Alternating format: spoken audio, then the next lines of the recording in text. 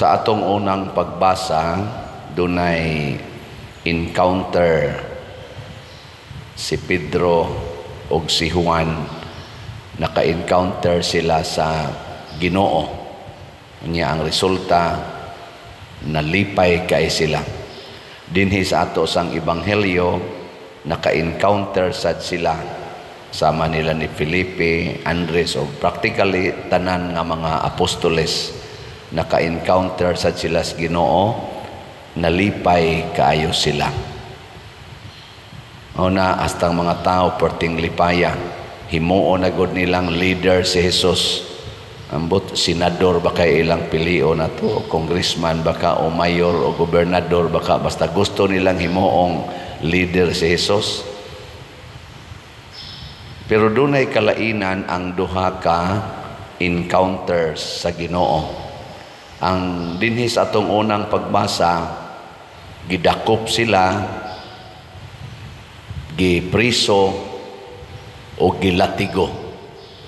Diri sa atong ebanghelyo, nakasinati sila nga ang pan nga 5 kabuok o ang isda gip-multiply ni Kristo o nakabusog, nakatagbaw o 5,000 ka mga tao, more or less, o nakapuno pag yung 12 kabukag ang salin. Milagro ang ilang tawag ato. Kining unang pagbasa, unsa may tawag ninyo ani? Milagro sa ni? Unsa man ni? Among-among. Ana. Pero pulos ni sila encounter sa Ginoo. Kung kamoy papilion, hay may ganahan ninyo nga encounter sa Ginoo. Kanang milagro, miraculous encounter, or kaning daog-daog. Hay may inyo. Diyan, nangamatay na mo diya. Ikasiyam naman girong adlaw sa atong nobinaryo. Unsa may inyong nakatunan gid ba?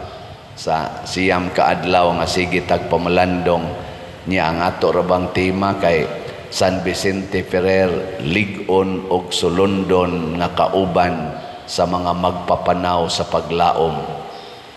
Kaning encounters Ginoo mao ni makahatag na tug paglaom, pero dunay duha ka klase sa encounters Ginoo. Sa unang pagbasa, giamong-amongan sila, nakasinati sila inhustisya o physical pain, gilatos. Nya diri sa atong ebanghelyo, milagro ang gipakita sa Ginoo. Nakuan gyud na nidaghan ang pagkaon, nasubrahan pa og 12 ka kanini ang bukag. Hay may ganahan ninyo ani kanang milagro o kining kasakit. Mga yawanon mo. Basta milagro gani inyong pilion, atong pilion, peligro tang mayawaan. Mao na ang gusto ni Jesus dili ang milagro. Mo bitang ang mga tao sa dihang kuhaon na unta siya aron nga mahimong leader kay makamilagro man day siya, nisibat si Jesus. Kaya nga naman dili na mao ang atong gikinahanglan kanang milagro. Muna kung 60 ang kilos bugas niya na ay makapahimong 20, ganahan ka nang mahimong leader? Ganahan ka? O kisa ko tayo dili ganahan, pero sa atong sitwasyon karon sa Pilipinas, og mahimong ang bugas nga nindot o klase, mahimong 20 ang kilo, murag milagro. Murag milagro. Nyag dunay politisyan nga maghimo ana, nagmilagro na siya. Ayaw nagpilia. Kaya nga naman, ang milagro, panagsara kay na mahitabo. Dili na permanente. Unsa may permanente sa atong kinabuhi? Ang kasakit. Ang kasakit. Kamong mga asawa, sa inyong encounter des inyong bana, unsa man gyud galabi, kalipay o kasakit?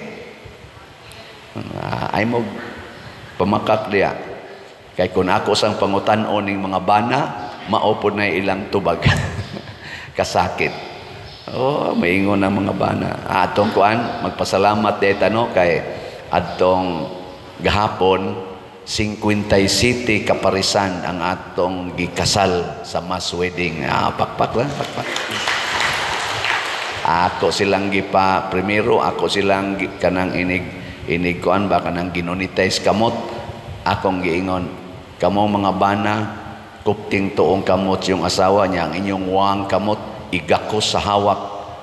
Mura nagpanagana.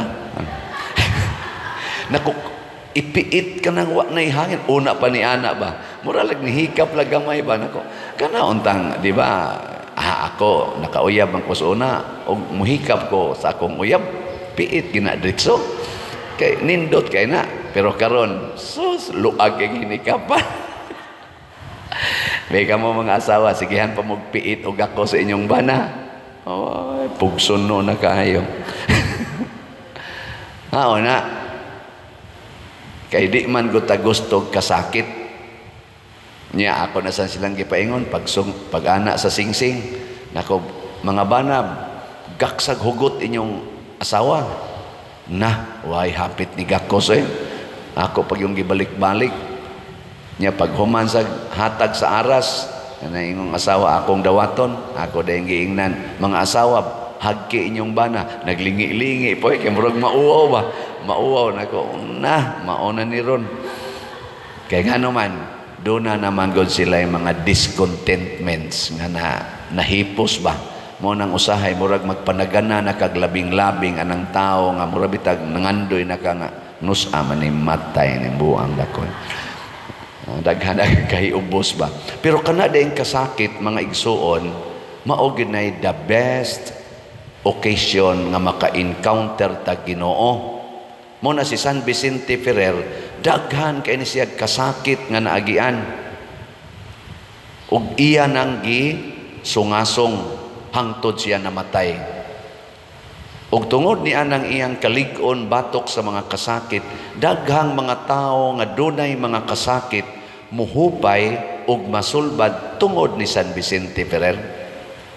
Ang mga apostoles daghan sa kay kasakit nga agian, mo na tungod sa ilang kasakit nga giantos, makahatag sila kahupayan ngadtos mga taong dunay mga kasakit.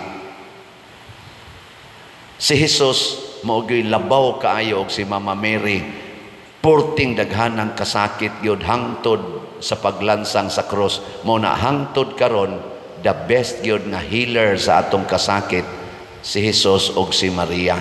Mo nang doon tay gitawag Alliance of Two Hearts. Mo na nindot kayo. Kanisad si Saint Atanasio, gitawag mo ni natog one of the fathers of the church. Buutan kay ni siya.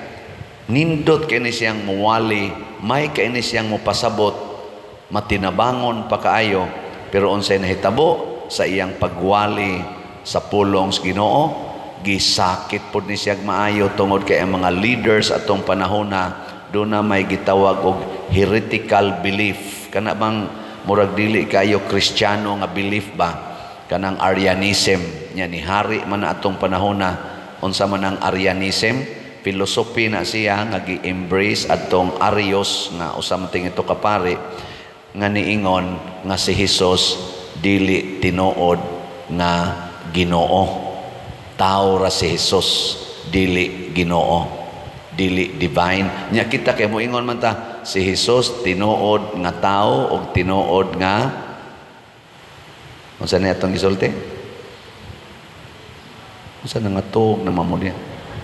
Tinuod nga Dios og tinuod nga tuo mo na. Giling nga imong tupad. Na mutuo ka nga si Jesus tinuod nga Dios, nga tinuod sad nga tao. Why otro san mo na naglibog. Kana lang ganing moingon ko ganang mag-counseling ba? Nya maghilak-hilak na akong counselan kay sakit ko no kayo nako.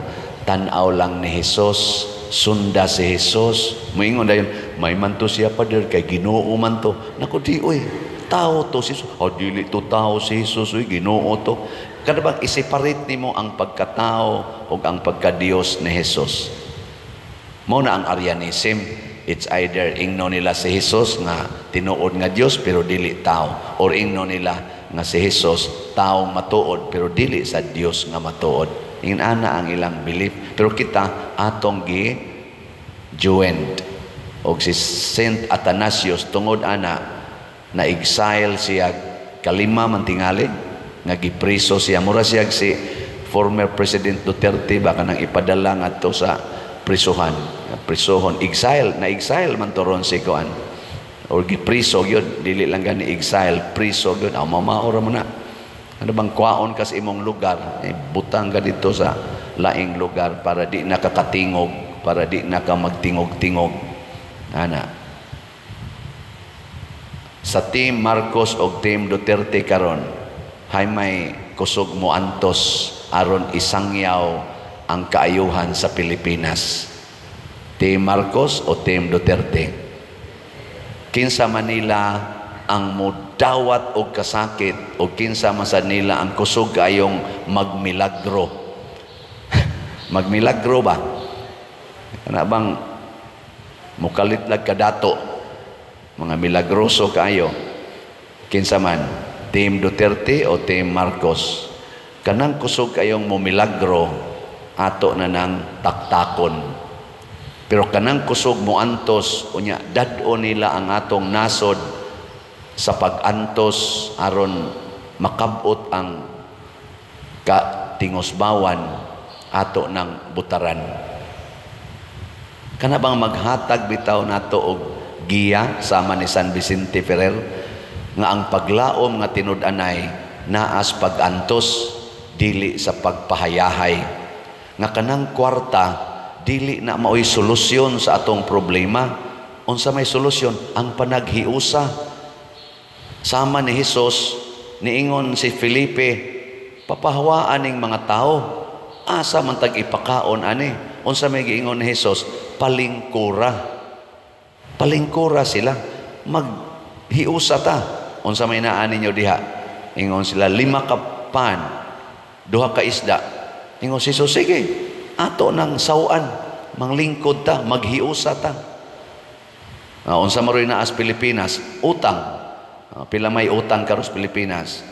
16.6 trillion pesos. Ana. Nya, unsa may atong ipakaon sa mga Filipinos? Muingon gid unta ng mga leaders, manglingkod ta, maghiusa ta, maghinatagay ta, maginantusay ta, dili kay magsigig pasalig anang naang kwarta nga instant mutambong lang mo meeting, tambong mo rally, di adayoy ayuda, di na maoy magic man na, di man ganahan si Jesus ana nya kita rabano immature kay tas tanan. Ako lang yun ang isulti ha, mo claim ko ani kay maupagid ni ron ang timpla nato sa mga butantil, majority gyud sa mga voters kay tungod man gud sa taon kay mga pobre kay ta mangita gyud hatagan, di gyud mo butar og di hatagan.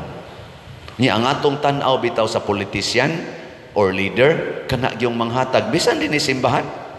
Dinhi maingon ka simba mo sa manimba, pero mo simba mo tagaan mo bugas basta lagi abot nga to ground nalista ko dia ay dili oy ngadto simba ay listas ako ana amo nang wa gina nato buhata dinhi,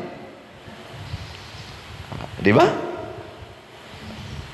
Bisag gamay imong ihatag, bisag 100 pesos lungguba na murag gitag mga ulmigas, murag tag mga langaw. Pero ingna limpyuhin ang tukaran sa imong silingan, limpyuhin ang iyang kanal. Ayun na, unsa man ko dire, unsa man na siya siniswerte, di ba? Mo na ang ato mga youth gahapon ang ilang gibuhat clean up drive sa atong prosesyonan. Karon magprosesyon man tarong kuan karong human karong hapon, human sa alas 5 misa, atong tan-awon ang ilang agi. Mga youth na nato, mga PYCC o mga SK, nanguan sila dito ng limpyo, nya ilas ang gidikoritan. Hago ba? Buwad sa init. Ana. Muna, kining mga politicians karon dool naman lang eleksyon, no? Napo naman lang kaadlaw. Di na ta mobutar ani mga politicians nga makapabungkag bitas atong relasyon. Kanang makapahiusa. Kana bang kamao ba anang gitawag bag bayanihan spirit? Di ba kuan kay na nato, proud kay ta na elementary pa ko nanay picture dito sa among classroom kana bitang magyayong anang balay namo ana sa una picture, no? Ana kay bayanihan kuno ang mga Pilipinos kuno bayanihan. Sige kuno be ingna ina imong tupad lingi ako no ingna sige kag palit og slot ingna sige kag palit og slot. Mao man ni ang atong version sa bayanihan kining slot. Ang ako ning i-report ninyo ha. Kay mo ni atong bayanihan nya thanks be to God kay nga atong mga Cebuano speaking people nga tuaros mga gawas nasod outside sa atong parokya nakigbayanihan nato dinhi mao nang daghan kay tag nahimong mga proyekto nakigbayanihan kagamay ra ning atong simbahan. Niari diri ako mga classmates mo'y na nagmisa gahapon sa Father Jojo mo'y di Aquino mo'y nagmisa mo ginay ilang comment di man mi katuo Father nga ingon ani ni ang kuan purmas inyong parokya ma-amazed ba tungod na sa atong bayanihan pero karon bisag nagbayanihan ta dako pagitag slot palitonon para sa atong pista. So ako lang ning i-single out ang atong pista kay mao ni aton kinahanglan ugma na ba untang deadline ani pero mura magdi gyud ni mahurot ang atong God's Healing and Deliverance Powers GHDP 37,164 na ang atong halin na apay 32,836 nga wap amahalin tag 100 pesos per slot. Na ani 12 slot challenge nga tag 1,200 na nasa tay 1,146 nganong ako maning isigig sulti kay magbayanihan ka tao pamalit mo og slot hangtod ugma hangtod inig ka nganing Domingo nya kung di gini mahurot lahuson ni nato hangtod sa matapos og kanus ang mahurot kay nanggamit man taron og funds sa budget nato sa kuan pista atong gamitan sa tukatong ubang nga pundo sa atong parokya nga dili unta para sa pista murag nang huwamba atong giana ato sa to siyang ulian mo nang sige lang gitag palit og slot kamong makigbayanihan makigdamay sama sa mga apostoles sige lang gitag apod-apod ginagmay-gagmay gipikas ang pan, gipikas ang isda. Mao ni ang Eucharistia, mao ni ang atong bahin-bahin sa lawas ni Hesus. Salamat kayo. Pakpakan nato atong mga slaughters. Salamat kay tanan. Nya nalipay pod ko kay gahapon nang hatag tag 8 kalitson atong gitagaan to katong para sa mass wedding. Oh, naka-secured gyud ta. Niabot nang naman tay 15 ka slots para sa litson tag 15,000 ang ato na sang nahalin 8 na kalitson nya napay 7 para na sa nakarong pista napamodihay 15,000 i-donate in town diri kay ipalit na nato litson 7 ka litson ana giling nga imong tupad ing naasa ka ana slot or litson inaasa may ma-afford nimo ana. Nya karon sad alas 10 mao ang atong Pontifical Mass with Archbishop Jose Espalma. Naasad tay igsuon dinhi nga mao gyud ga kuan ga paluyo aron matukod ning atong simbahan o kining lambo ni atong community hangtod karon nag-birthday karon ato sang iampo si Brad Boy Mantuhak atong pakpakan si Brad Boy happy birthday Brad Boy sila mooy sponsor aning atong ako lang gining specify di man tatik specify og sponsor pero siya mo sponsor iyang pamilya aning atong misa with Archbishop Jose Espalma nya isip iyang celebration ang tanan nga motambong kuno dad-o niya ngadto sa paniudto. Ang tanan nga motambong pero maglakaw lagi ana padong adto padong Woodlands ato man dito. Ana diha ba na dako diha nga kuan sa may Woodlands na dako nga hall diha. Nya nganong iyam nang gibuhat sa iyang kalipay nga nakaabot siya 64 og nilambo ang atong community dinhi. Pero kay bawo ba mo kasakit nga naagian ni Brad Boy og sa iyang pamilya? Kay bawo mo? Di na lang na nato hisgutan. Grabe ang kasakit nga ilang giagian sa pag-alagad aning parokyaha. Pero kay ni padayon man nakasinati siya karog kalipay og ang iyang pamilya nga di gid niya ma-explain. Mao nang ang iya ra gyud i-share kuning akong grasya sa akong birthday. Ako sa dinhi nasakitan sad mo kay bawo mo sa akong kasakit dinhi. Hangtod karon, daghan oy, pero wa sa jud ko moundang mo nang ni kasinati sa tarog kalipay. Mo nang musige ra jud ko ingon kasakit pa more. Kay ang kasakit lagi maunay nindot nga okasyon aron ta makasinati sa Ginoo. Kamusad naasa ninyo yung nasakitan sa inyong pag-alaga dinhi. Hasta mong namalit og mga slots, naasad mo'y kasakit. Pero padayon tagpalit, padayon taghiusa. Matod pa ni Kristo, kitay mo pakaon, bisag hapit wa natay pagkaon. Kitay mo palit og slot, bisag hapit wa natay kwarta. Matod pas usa nato kabayar, hangtod karon pader, pobre lang gyapon kaayo mi. Pero ang akong gibati sa una, bugat kaayo ang among kakabos. Pero karon nga magsigi kog palit labing minus usa ka slot kada buwan. Ang among kakabos gaan kaayo ug daghan kay kog kalipay nga nasinati karon. Di na kabayran og sapi, di ba? Nga na.